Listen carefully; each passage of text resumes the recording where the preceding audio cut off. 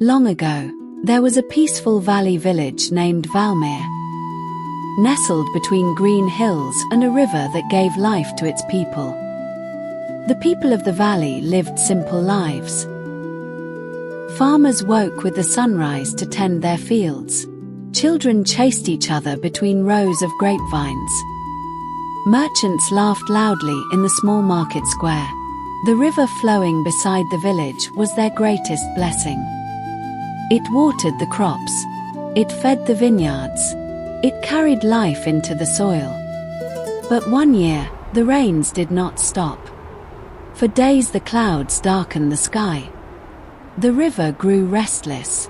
At first the villagers only watched from their windows as the water slowly rose.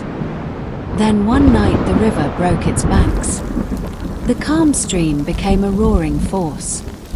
Water rushed through fields and paths, tearing down fences and washing away carts. By morning the valley looked like a wounded land. The vineyards were drowned in muddy water. Several homes had collapsed. Farmers stood beside ruined crops with empty eyes. Some people cried openly. Others simply stared at the ground, unable to accept what had happened. Among them stood a young girl holding tightly to her mother's hand, named Aariyana. Her dark eyes moved across the broken village. She had never seen the valley like this before. She heard villagers arguing. Some shouted in anger. Some spoke in fear. Others whispered that the village might never recover. Aariyana did not understand all their words, but she understood their faces. Fear. Hopelessness. Then her father stepped forward. Mud covered his boots, but his back stood straight. He climbed onto the old stone well in the center of the square so everyone could see him. Slowly the voices quieted. People trusted the village doctor. He had healed their wounds and cared for their families for many years. His voice carried calmly across the crowd. "Listen to me," he said. "The river has taken our fields, but it has not taken our hands." The villagers looked at one another.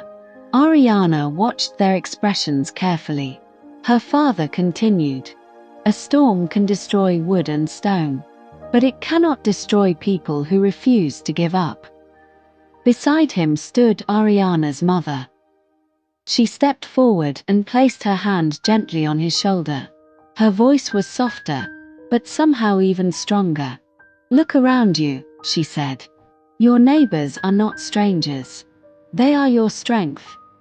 She pointed toward the ruined houses. "Today we lost walls. Tomorrow we will build stronger ones." Something changed in the villages. Aariyana saw it clearly. The same people who had been crying moments ago now stood a little taller. Some nodded slowly. Others began speaking to each other again. Soon tools were brought. People started clearing broken wood and mud. Neighbors helped neighbors.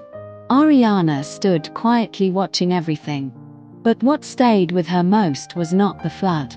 It was the way the villagers looked at her parents.